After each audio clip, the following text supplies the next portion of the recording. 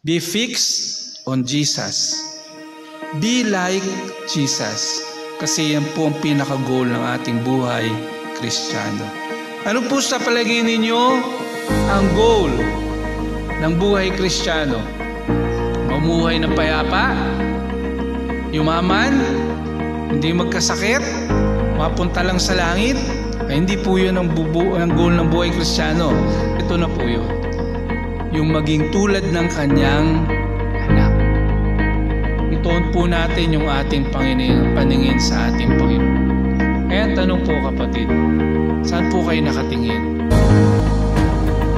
Nakatingin ba kayo sa ating Panginoon Hesus?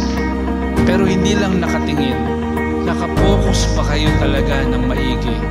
Nakafix ba ang inyo pong mga mata sa ating Panginoon Hesus?